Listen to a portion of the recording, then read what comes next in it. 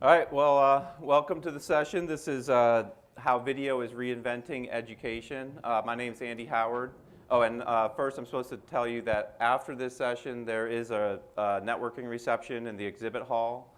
So we are what's keeping you from the beer. However, this doesn't start until 5 o'clock, so it's not going to do you any good to skip out early.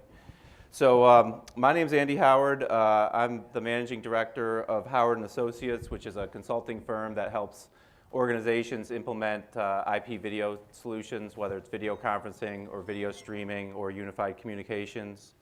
And I also provide marketing advice to some of the vendors in the space. We have a very esteemed panel here. We've got Neal Coffey from Syracuse. We've got I'm going to have you pronounce your name. Ifeanyi, Okanma. Ifeanyi? Yes. From University of Chicago.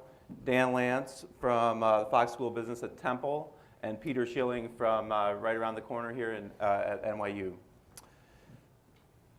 So what we're going to talk about is a few different topics. First of all, the concept of the massive open online courses. That's obviously a big topic in the education space and very big topic from the streaming media perspective. We've got a variety of different methods for how people are creating that content and distributing it. So we'll talk about how it gets distributed, how do you monetize it, is it just branding, things like that. Video conferencing is another method of using video to improve the educational process. Peter Schilling in particular has a lot of experience in deploying that at NYU, has some great insights into that. We'll talk about workflow. How does this content get produced? What are the different organizations doing in order to get the content created? And then how do you deliver it? Especially if you're going to offer classes to consumers that are going to pay for it. You know, there's online, there's traditional, and then there's some hybrid models that are coming into play. And you know, how do you, for an online class, is it all asynchronous? Is there synchronous components? There's a lot of different ways that people are delivering it. We've got a great panel that'll help us with that. So I'm going to start off here with Neal and let you talk about what you're doing at Syracuse. You want me to play the video? Yeah, but let's play the sports trailer first. All right. Oh. This is the one, right? Mm-hmm.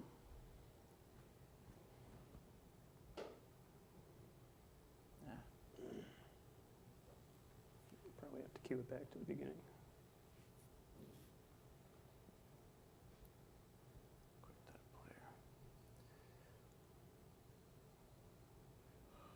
Top left.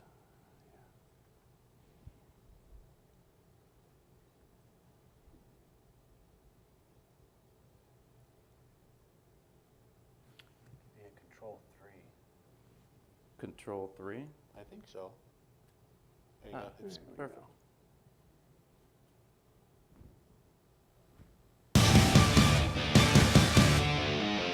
Come on with me. I'll take you out onto the court. Carrier Dome's main floor. Everything is kind of reserved for that moment when they come out onto the field.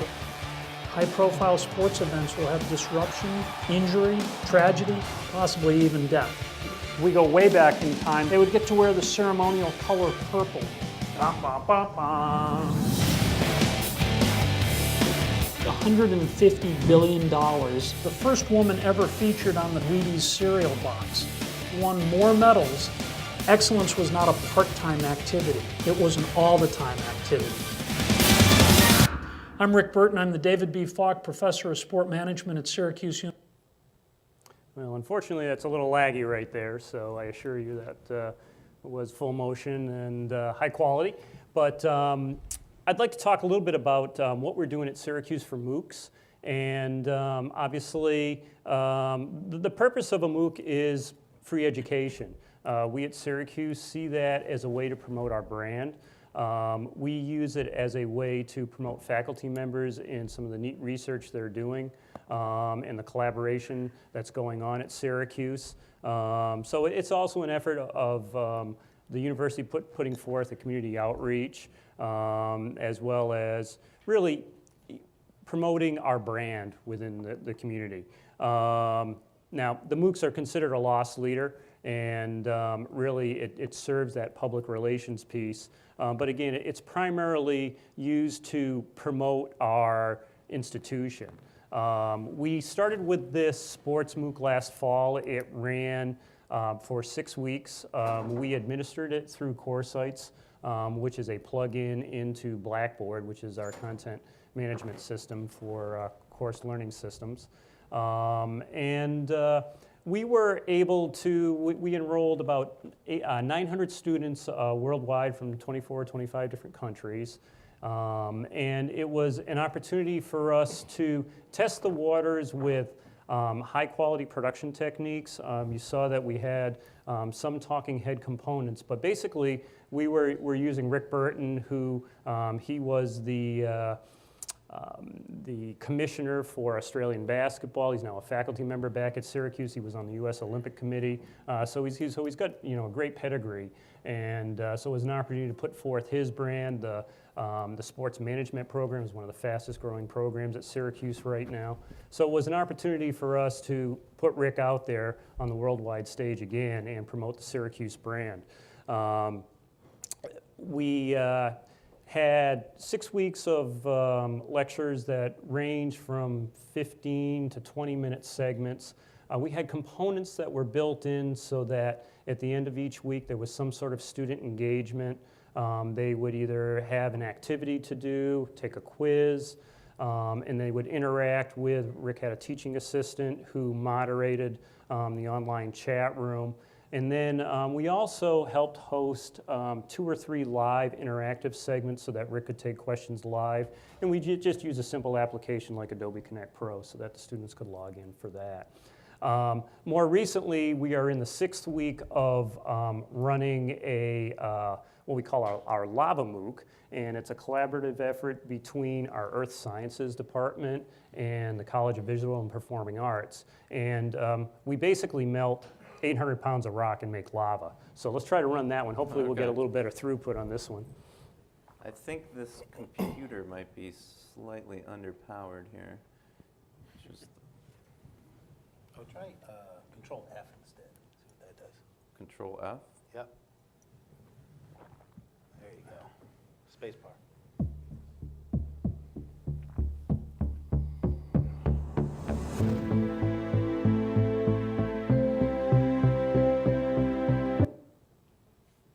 Choke.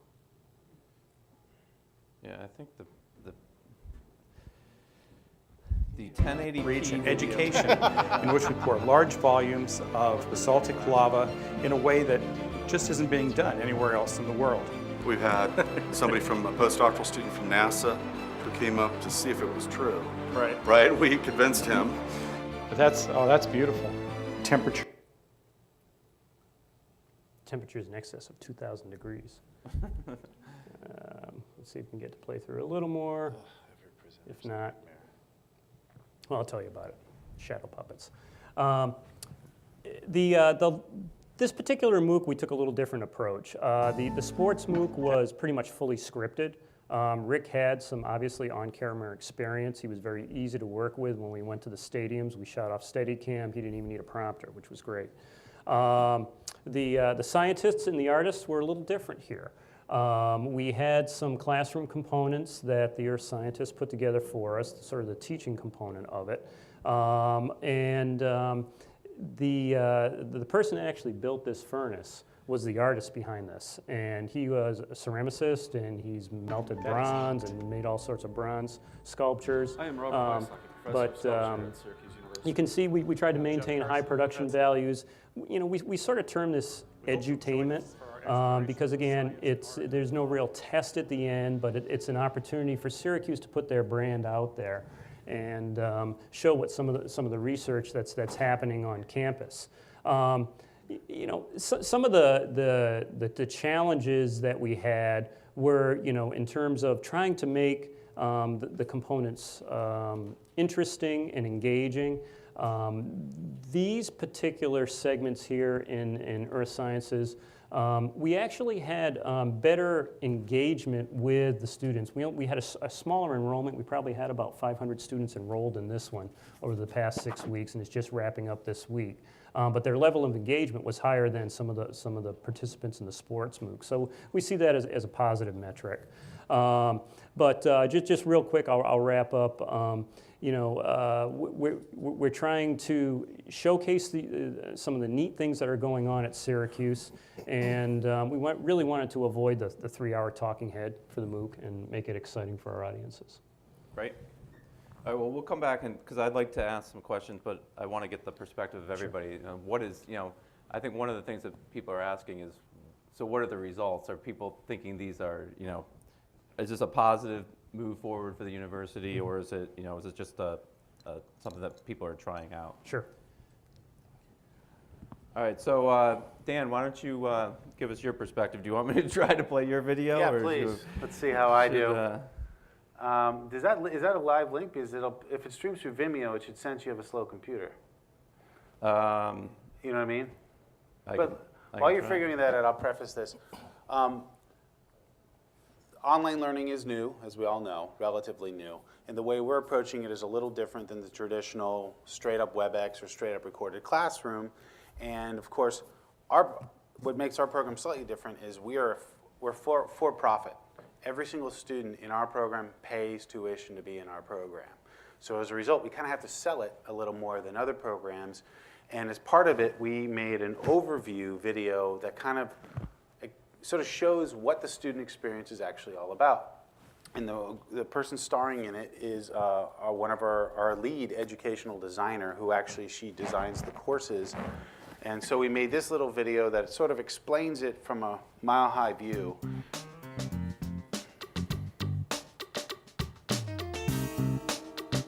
So let's take a look at Blackboard, which is the home base for all of the materials, videos, and documents you'll be using as a student. The interface is laid out in a series of tabs that enclose your weekly lessons, as well as links to other items like a syllabus, ebook, and WebEx. Within each week, you will have a video to watch, and usually some sort of assignment or reading that'll go along with that video. All of these activities are what we call asynchronous activities. This means that they can be completed on your own time, at your own leisure. We also have synchronous activities, which are your live WebEx sessions held with your instructor and peers on a weekly basis. So let's take a look at a video.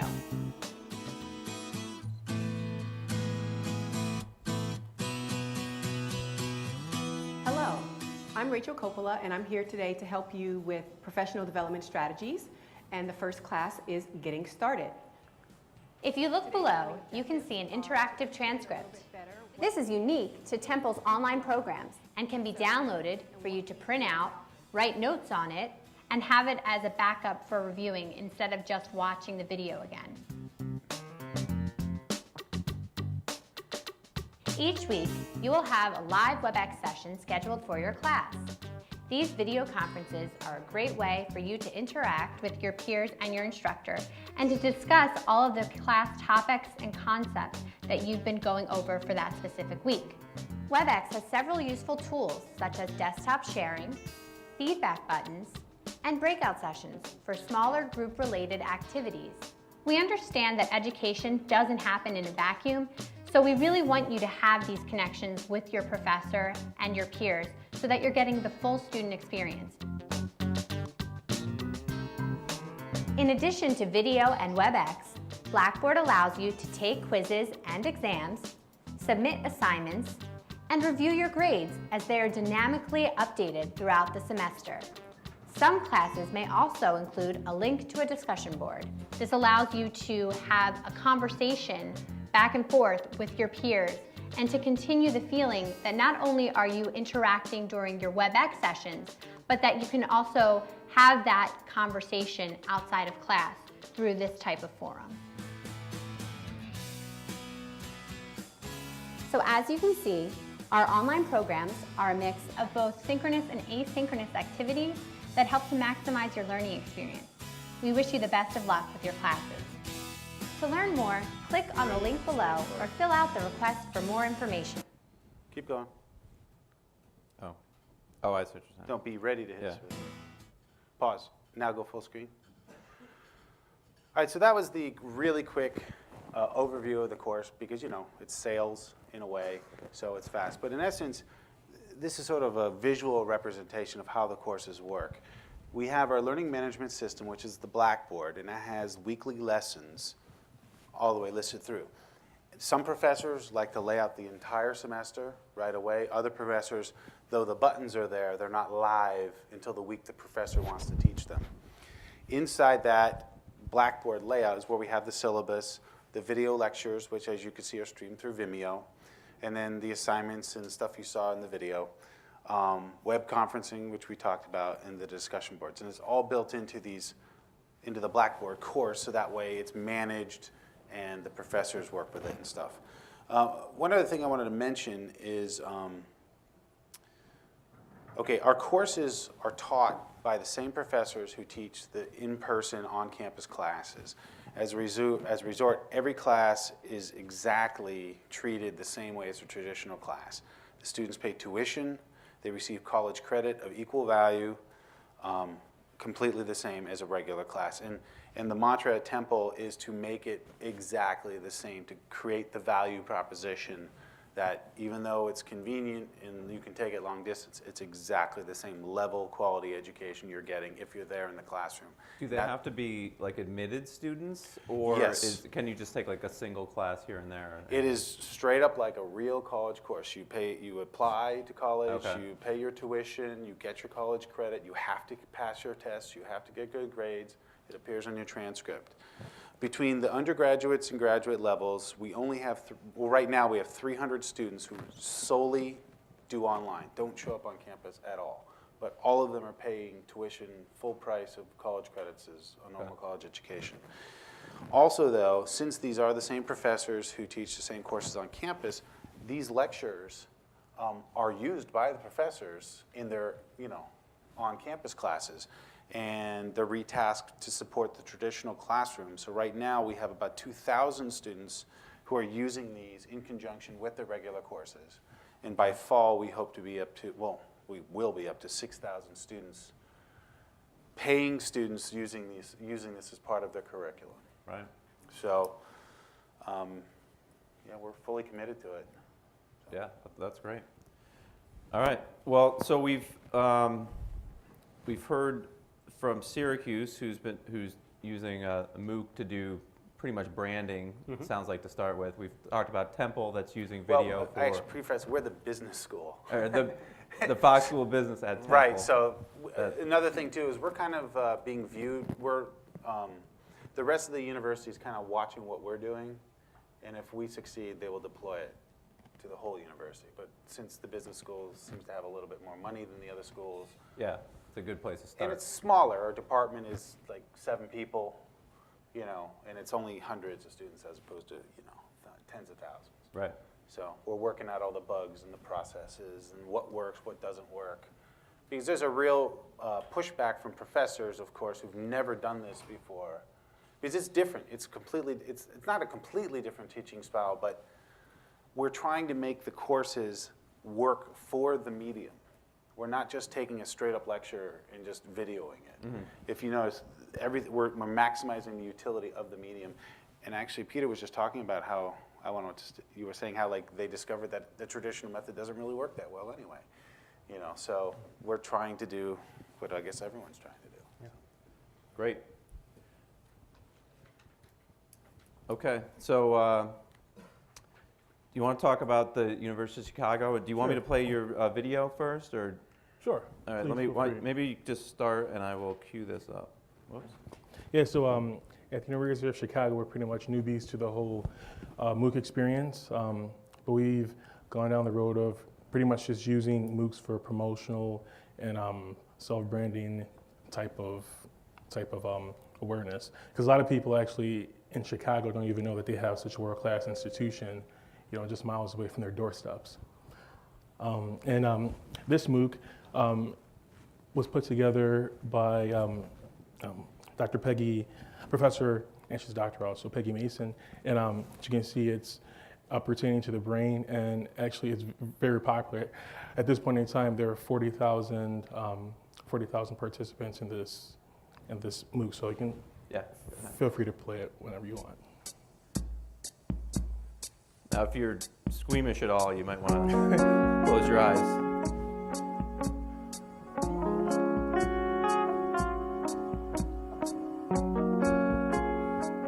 Hi, my name is Peggy Mason. I'm a professor of neurobiology at the University of Chicago, and I'm very excited to bring you an online course on neurobiology.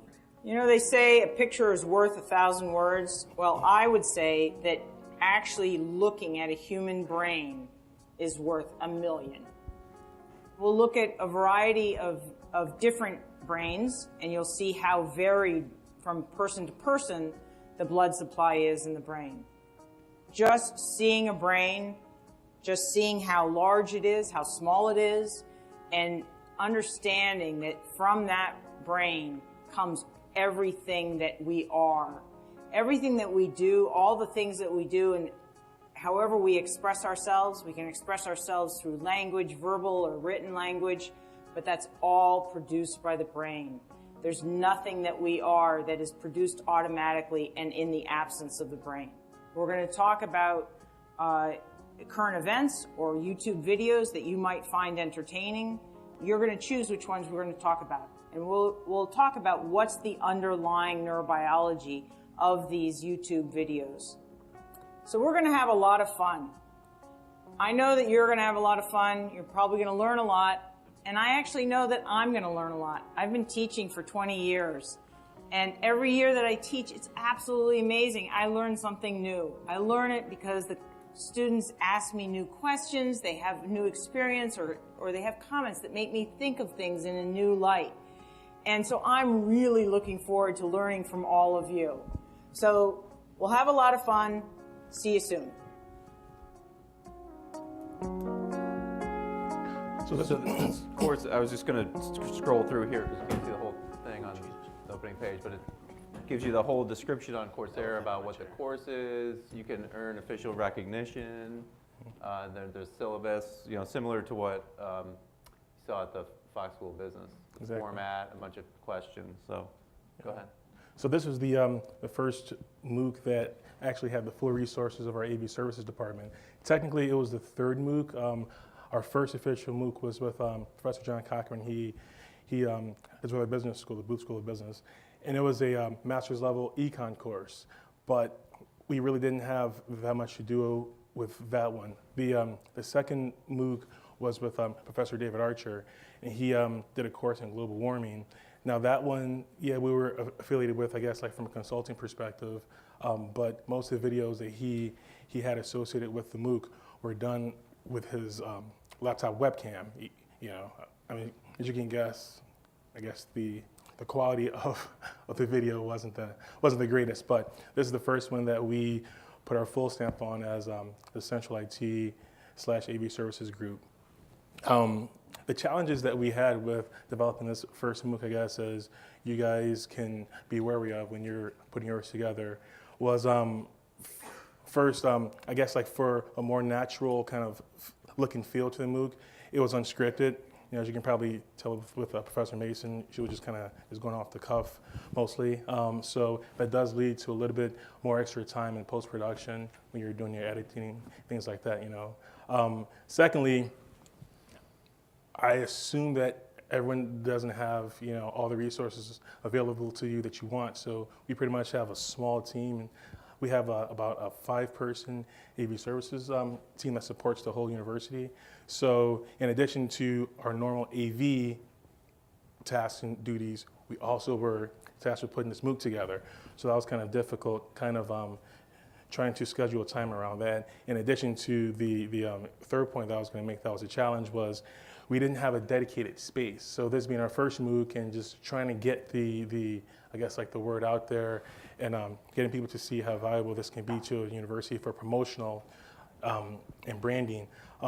We need to have a dedicated space, and that's something that we didn't have. So we built this new 12-story building, and they have tons of conference rooms there. So we had to schedule conference rooms on on these days. Then we set up all our equipment there, and then we were kicked out, you know, at a certain point. And then we had to tear down all that equipment. So that's a lot of time and effort that goes into not having a dedicated space. So that's definitely one thing that I would say that will serve anyone well, is having a dedicated space. You can have your cameras and your lighting gear and everything just set up, you know. But I would say that our greatest success that we had was having a team that pretty much was composed of people who were I guess they were flexible in their skill sets. So when time became a constraint, people can pick up, you know, like loose ends and kind of like help to finish up everything. So that's my perspective from a new MOOC institution. All right, great. All right, well, last but certainly not least, we've got Peter Schilling from NYU. So why don't you sort of set the stage, Peter, and I'll cue up this video. It's the Where the City Meets the Sea video. Okay. So 3 sort of contextual elements for NYU and what we're trying to do. The first is NYU is endeavoring to become a global university. So we have sites all over the world. Students matriculate into NYU in New York, Shanghai, and Abu Dhabi. We have campuses in all 3 locations, full sort of 4-year plus grad students, universities in each location.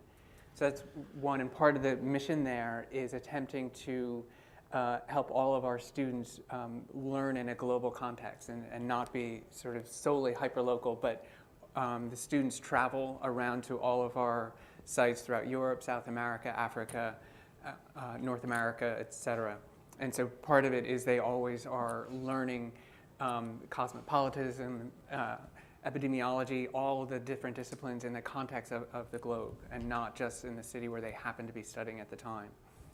The second thing that we're trying to do is help our schools, sites, departments, individual faculty think about their curriculum in the context of contemporary computational resources, contemporary data sets, and media. And so we always want the faculty and the students using the tools that they're going to use when they leave us, and not the analogy I often use is it's this generation's version of writing. We can remember a generation ago we were writing across the curriculum. We didn't want to have just courses that you learned about writing in your first year and then that was never followed through. We're trying to do that with all of the computational resources we can muster and is relevant. The third thing that we've been tasked to do is think about education in the context of contemporary research about education. What works? And I always joke when I give this talk in facilities like this, because one of the things that we have learned, we being the educational community, is lecture halls are not terribly effective. Your brain activity is analogous to what you would have if you were watching television. Your retention of everything that I'm saying is not going to be great. It's just not a very compelling, dynamic, and effective presentation strategy. So with that. Okay, so that's the context of NYU. And what Andy's queuing up here is one of the courses that sort of exemplifies a lot of what we're doing. One of the things that's really exciting both to me and the students in the class is the ability to be teaching a class simultaneously and experiencing a class simultaneously on 2 campuses. We video chat with Abu Dhabi students, and when I first saw that, there's something out of, Mission Impossible or James Bond. I think it's very cool to be, I was surprised by how easy it was to feel like it was one class instead of feeling like it was 2 separate entities. With The City Meets the Sea, the approach that we're taking in this course is to look at how humans affect coastlines, both on the local scale and at the global scale. And so the philosophy of the course is to look at human impacts on coastal ecosystems from an environmental and an ecological perspective. I think technology has been a huge part of what I've learned, like how to use these technologies in the field, how to take information, how to analyze that information. We've done a lot of work with GIS. GIS is a data management system that is focused on spatial data and computer mapping. More so, though, than just a management system that allows you to store data, it also allows you to do complex analysis. And so we're collecting data on things like air quality, things like water quality. We're going out and doing biological collections and feeding this data into a database that's locally focused but widespread. The technology aspect of it really helps because that's how people collect data out in the field, and using the tablets when we go out, we can record a GPS location, we can record like a photo, we can like write down data about the site, like notes about it. We've collected a lot of data to start with, and now the students will be using that data to analyze issues that correspond with coastal-urban interactions, but will also be using those as a baseline for developing their own data in GIS. This is one of the skills that are often listed as something that employers are interested in having. So teaching them that in any context in the classroom is going to be useful for them going on. I really understand how data collection works now. Using ArcGIS, that kind of software, it's a really, really useful technical skill, and so is Excel. Like, to do anything in this major, you need to be able to do that. NYU has a presence in New York, it has a presence in Abu Dhabi, but it also has a presence in Shanghai and Accra and many other coastal cities. One of the kind of foundational goals of the course is to allow students to study these coastal urban interactions, not only in the context of their own city, but to expand that understanding to figure out what can be transferred to other cities throughout the world and what are specific to their home institution. I think using the context of Abu Dhabi and New York and Shanghai and so on to provide that local context to students working there, but also to share the data that's being generated in each of these different institutions and moving that around the world provides a real opportunities for students to think globally while looking at a local context.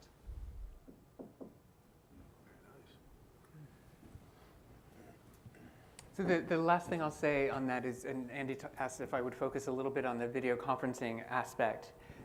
We are building video conference enabled classrooms at all of our sites, and we have sort of two flavors of those. What you see here is our seminar style. It's a dual codec system. The key thing here is technology takes you so far, and then there's the social aspects. And so we spend a lot of time working with the faculty to teach them how to teach in such a location and environment. And when done properly, and actually the image that you see here is one of our spaces in Abu Dhabi, and on the screen is a space back in New York. The part of what we're trying to do here is that all of the students in the room, as well as the faculty, are lit, mic'd, and on camera at all times. There's no one panning and zooming, no one passing mics around, none of that. They're all on camera.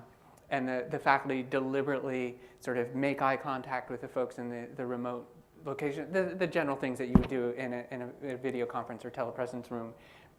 And when we succeed at that, the students on their end of year course evaluations don't mention that half of the class was on the other side of the planet. When we don't do it well, it's a problem. I mean, they see it as a barrier. And it's really, you need to sort of achieve a certain level of technological capacity in the room, and then the rest is social. But if you don't get to that threshold, it sort of falls apart.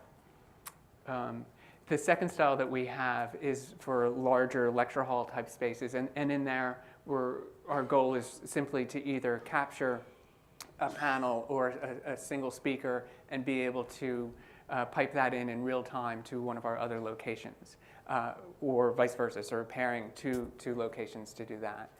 But this is the style that is most frequently used. And of course, we do have the range of everything from WebEx to Google Hangouts to something called Big Blue Button, which is an open source version of WebEx that we plug into our learning management system. So we have sort of a range of tools for the students to use on their own time, for faculty to use with the students, as well as for room-based systems.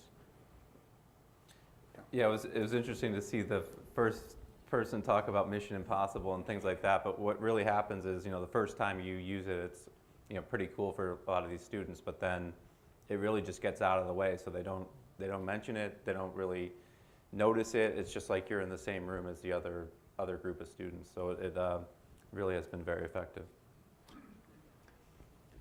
So that's kind of what we have from prepared remarks. The one question I wanted to ask all of you is, especially with the MOOC is that being seen as you're still going to try it out for a couple more years, or is it being seen as successful, or is it just a fad that's going to pass away and people are going to say, what are we doing here? Giving away free education? That's one of the questions I have. You know, Andy, that's a really good question. And we actually have been delivering distance education at Syracuse, much like my colleagues on the panel, for the last 30 years in one form or another. So we are attempting at trying the MOOCs this year just to see what kind of feedback we're getting from the students at the various locations throughout the world. And you know, the ultimate goal is to get them to enroll in a paid degree program. So how this will be funded in the future, I'm not sure. You know, we're going to take a look at the results at the end of this one. And then more than likely, my hunch is that if the initiative gets funded again, it's going to be through marketing dollars, and instead of just central classroom funds. Okay. Yeah, that's my hunch. Chicago's just really starting, so you don't have a lot of data yet. But at the same time, we do have a School of Continuing Education, our Graham School, and they offer distance education, and it's become a nice revenue stream for them. So I think as soon as the central university pays more attention to that, they might incorporate that into actual learning how Temple has. Well, we did do one MOOC. How many students were in that? I think it was 150. But we actually, I'm learning from you guys about MOOCs. So we did a MOOC on the point of view where there's like a prerequisite statistics class you have to take to get into our program. And we did a MOOC of the statistics class that if you pass the MOOC and pass the test, then you could put that credit towards the paid program, and, you know, but you got credit, you know what I mean? Right, yeah. So you get a certificate. So we did do one MOOC. We're kind of like, we did it, we're kind of have the data in the pipe, and now we're gonna. And that was offered free, Dan? That was free. Okay. The one MOOC was free. We did it once, and I think we're kind of deciding if we want to do. The jury's out, right? Yeah. The jury's still out on it, but we did experiment with it. But we didn't think, you know, like we looked at it as more of like, hey, if you want to take the course, take a little part of it, get credit for it. You can apply it, kind of like a coupon, you know, Sure. 1% off. Right. So one of the neat benefits of it, of delivering these last two MOOCs, is we got a lot of good positive press from it. So, you know, that probably drove, hopefully, some more traffic towards the university website and hopefully enrollment. Well, Lava's a lot more exciting. Yeah, well, that was the thing. When you told me Lava the other week, I'm like, oh my God, that's what we should have done. It's very cool. Like Lava, I need to check that one out. Yeah. So, we weren't thinking of it as a marketing standpoint. We were just thinking of it, people interested in our program, here's a way for them to get a taste. But the whole, you know, just make it really awesome is something we haven't thought about, but we might. I find it really refreshing that you all are referring to MOOCs as really a marketing effort, because I think too much in the popular press, especially for the first 12 months, they were seeing it as the future of education, right? Which was, from my perspective, completely misguided. And so in that context, what NYU has done is said, you know, our application numbers are through the roof. Should we dedicate our marketing dollars to that? And the decision was no, we're not going to develop MOOCs. If individual faculties want to post content online, go for it. But we're going to focus on the education that we are delivering to our students. So, but Dan, does the online component like add a lot of students that you otherwise would not be able to support? Like, can you now support 20% more students, so you're actually increasing the revenue of the university? Are we taking the MOOC out of the equation? Or Yeah, take the MOOC out. MOOC out of the equation. Just the paid. I think it's the future of education, and I think that's the point of view of the school, that the future is online. Right. So we just want to be there. We want to be ready for it. So we're just committing to it all in, because I mean, that's our belief. The future's online, or the future's like a hybrid thing? Oh, well, the future is some form of online education. Right. And from well, first of all, the school's been actually doing some form of online education for about 6 years. And we originally started as purely synchronous, but that wasn't the best. And then we explored, you know, really high-end just videos. That's not the best.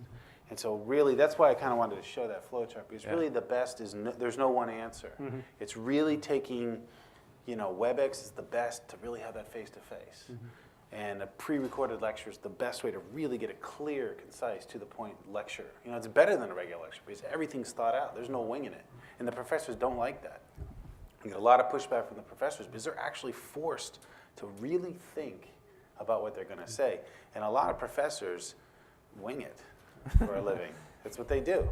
I've taught this course 100 times. And they just go in the classroom on a Tuesday and open page 35 and talk for 30 minutes and leave. This, they're forced to actually make a lesson that makes sense. And then we find the message boards to be really helpful.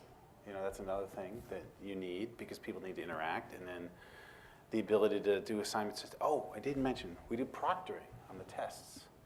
That when you take a test, maybe Chris, he's our tech support fella as well, but where there's an actual proctor who administers the test so you can't cheat. And that's a fee that the student pays, just like a book fee. But they actually pay a fee when they take a test, a proctoring fee, so when they do take the online test, someone's watching them. Dan, for the online degrees at Temple, do they offer any sort of residency component? Some do. Yeah. Yes, we do have that. Yeah, Syracuse does the same with our business school. They have an IMBA program, and there's a week, there are actually 2 one-week residencies that the students have to complete, and then the rest, which is great for mid-career professionals. That I didn't want to get, now that you bring it up, I didn't want to get too far off point, but the MBA degrees involve residencies, international immersions, a bunch of other stuff face-to-face. But I think that answers Andy's point about, I think it really depends on the undergrad is solely online. Right, but I think it depends on the discipline and the application of online education. A big topic that folks also tend to sort of not pay enough attention to is students change over their course of their career in college. Especially they learn how to become college students. And so NYU offers over 700 online courses, but they're very much targeted at continuing ed, certificate programs, getting an 18, 19-year-old who's never been on a college campus to learn how to be a student, to learn how to grok the information that's coming, how to organize it, how to, et cetera. That's really hard to do for them. And so putting them in an online-only environment can be extremely isolating and challenging for them for the long term. So it's an odd model, and this is another area where I think MOOCs sort of got it a little wrong, in that you can have sort of the online as they become more advanced students, which tend to be the smaller classes. That having the intro-level classes huge is actually counterproductive from a learning perspective. Yeah, well, there is a part though, what I mentioned is there is no one thing worked. Like we do have the interactive, they interact with their professors, they talk with their professors in the WebEx component. They chat with each other through WebEx themselves, and they chat with each other through the message boards. And at the graduate level, they do have residencies as well, where they all get to know each other and they do prerequisites, so when they start talking to each other. The evolution of our program actually started out with the graduate level. And then after the graduate level, then the next big step was the 2-year completion degree, where like you've already gone to college for 2 years, and the online portion was just the final 2 years. And then now we're going full online. So it's an ongoing evolution.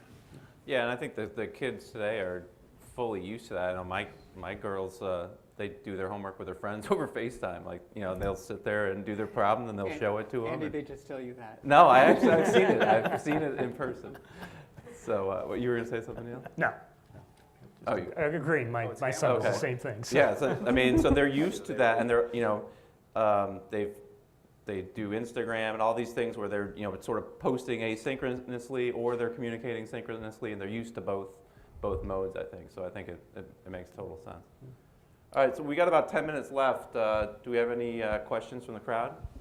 Yeah. Do you mind going to the microphone?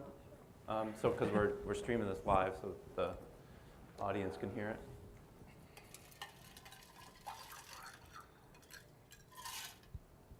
Hello. Okay.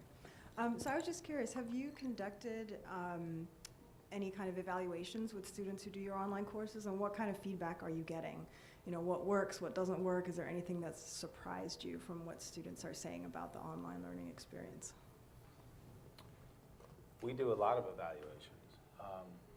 And it's kind of like what you think. A good professor is a good professor.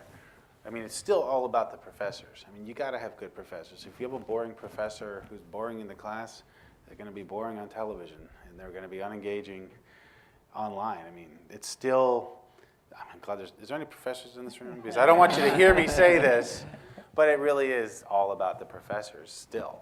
It's just, we're trying to just take what they do and translate it to a new medium.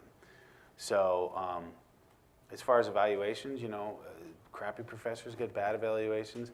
But this whole thing I told you about the face-to-face, the message boards, you know, these are things that we do a go around and people complain that they can't talk to each other. Then we add message boards. And then we do another go around and they complain that, you know, they can't hear, the audio is bad in something, and then we fix that. So we are constantly changing this thing. Like every semester, it is evolving and changing. And I don't even think, and there's some new stuff that we're trying now where, I mean, I can't really explain it, but it's going to be really interactive. You know, it's our next level. But you know, we're trying to get to. We don't know what the best is, but we're definitely trying to figure it out, and it's constantly changing. So.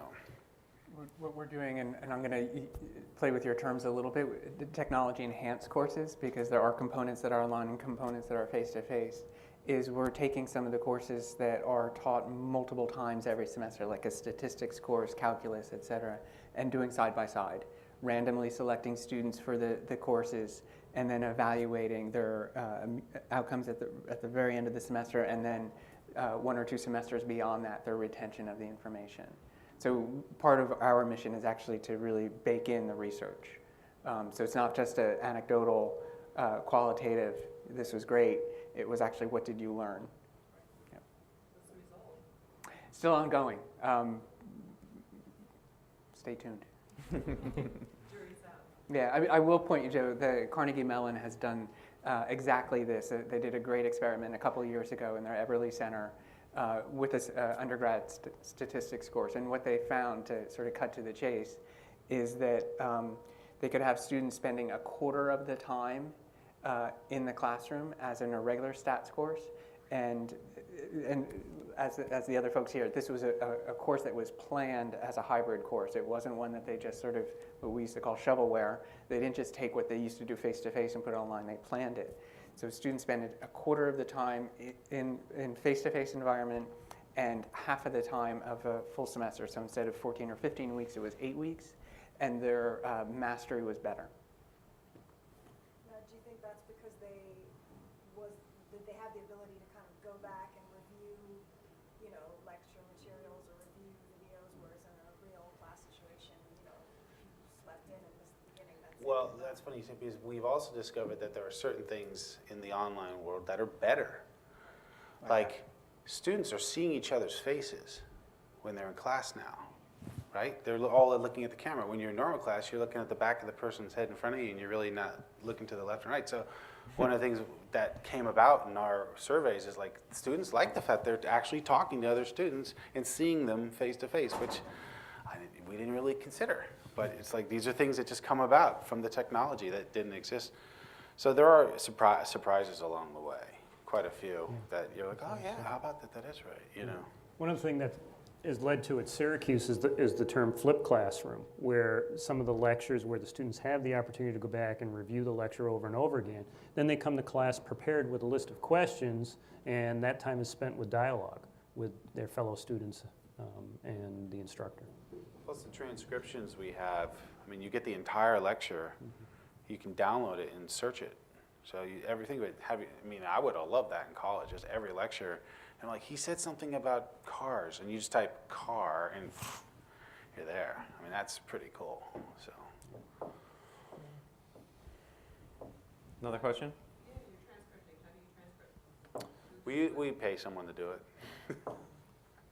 They do, well, it's not a live class, I guess, so they do it. Right, yeah, these things, I mean, these shoots are full-blown studio shoots, multiple cameras, and then afterwards we clean it all up, take out all the mistakes, and put graphics on it, and you know, the whole deal, and then compress it, upload it, put it in the Blackboard course. I mean, we do a lot of work, a lot of post work on it.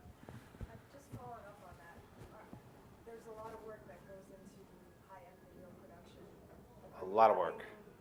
Like, how do you justify the time and the energy and the manpower that goes into something that is not, you know what I mean? Like, how do you justify that to your higher-ups? So the question is, how do you justify the expense of the production? So I'm supposed to repeat the question. I mean, education is expensive. I mean, it's what, for the graduate level, it's $1,200 a credit in undergrad, I mean, ballpark.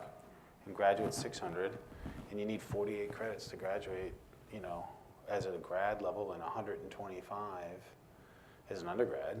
So that's the cost. And also, though, I think it's, and we are profitable. Some of our not all of them, but a lot of them are actually making money. But I think it's more of a, I mean, our point of view is it's the future. This is the future. So we're going to do it. We're going to be there, you know. So I'll answer your question as well. We try and understand what value the video is adding to the content. And so it's not simply that everything is videotaped in any way, but we ask that question on a regular basis. So we sort of build out, we take a syllabus and go, you know, incredibly granular for the whole thing, learning objective by learning objective, and it ends up with, you know, 100 plus sort of target goals, and then we sort of figure out what is the best medium and activity for the student to take in this, and then sort of make sure we have a variety. Another question up front. How do you fight the pushback since you're doing production work and the fact that, well, you recorded me, now you don't need me anymore? I've heard that conversation other than that. Yeah, well, in the very beginning, that was an issue. But, you know, it's all about embracing. You know, students who embrace it do well. Students who don't, they shouldn't take this. They shouldn't. This is not for everybody. This is for, you know, it's still for the person who doesn't have the time to be on campus or has a job, or, you know, they can't come to campus. You know, so it's beneficial in those other ways. I mean, at this stage in the business, we don't really talk about convenience and on demand, but those are still the big factors. But, you know, that's a part of it. Also, the professors who push back, they don't have to do it. I mean, we also pay them. I mean, everyone gets paid. So if a professor doesn't want to do it, you don't want to do it. And also, there are professors who aren't good, and we don't invite them back, you know. And also, too, everything is planned out. Like, every course is planned out. The curriculum is planned out. Like, what this goes, you know, how it fits the major. We have 3 full-time educational designers who's just, that's their job, making sure it all fits in the curriculum and the syllabus, and because accreditation is big. AACSB accreditation is, everything we do is make sure it's accredited. That's why we have the proctors proctoring the tests, so you can't cheat, and, you know, all that stuff. So. Well, I think another thing is that the content's got to remain relevant, right? If you're having an online course from 5 years ago, and they're talking about, you know, whatever the topic is, it's not going to be fresh. You know, you probably couldn't think 5 years ago you could create a class on how to make lava. You know, so I think it's also an opportunity for professors to kind of push the envelope on how they teach and what they can teach, and, you know, how they collect data and things like that as well. So also, thinking that you're probably asking the question from the perspective of the faculty, once you have me taped, you don't need me anymore. Well, that's the conversation I've heard. Yeah. My response was, if we don't, not trying to replace you, the whole point is enhancing the students. So yeah, I would turn it a little bit, and this gets back to the flipped classroom model. Right. Is saying this is a really lousy medium for delivery of facts. This is a much better medium for delivery of facts, so let's have a conversation about how you're applying the facts. Let's do activities. Well, so what you used to do for homework, you do face-to-face. And what you used to do in a classroom, you do online. Also, there's a fee structure. I mean, I won't get into the numbers, but there's a fee to develop the class. So they get one fee to develop the class and do the video lectures. But still, the class is still taught every week. They're meeting with the students every week. They're emailing the students every day, every week. Some say it's more work than a regular class. A lot of the professors complain that it's more work than a regular class. And students, we know it's more work for the students to do an online class. So let's say, especially like Accounting 101, right? We paid somebody once to develop it, but then we're using those lectures over and over and over again for a couple of years. Maybe 1 or 2 of them change, so we'll change the 1 or 2 lectures. So there's a development fee and a management fee, or, you know, so that helps too. It's not like we're paying for these lectures every semester. And Dan, are the faculty members getting compensated for their overload in the development? There's a lot of discussion about that between the union and the management, and I don't get involved in that. Okay. But yes, that is a distinct, Okay. it is a very clear discussion. So that's a yes? No comment. Okay. Don't get involved in that. All right, well, we got just a couple minutes left. Do you have any, everybody, any closing thoughts that you wanted to share with? Just real quick, one of the things that I didn't mention, for us, we made the decision to put our MOOC media on YouTube because we were hoping to drive. Do you want me to try to find that on YouTube so we can actually show it? If we have time, no worries. Yeah, keep talking. But for our paid courses, we use ensemble video systems because we keep that in the university firewall. We have obviously more latitude with what we put because it's on ensemble, whereas we have to be very careful about any copyrighted media that we have to put out on YouTube. But yeah, there you go. I think you might find it right there. There we go. That's cool. That's it. All right, well, we'll play that as after everybody, Okay. Yeah, as, no we're closing out here. Mm-hmm. Did you have any closing thoughts?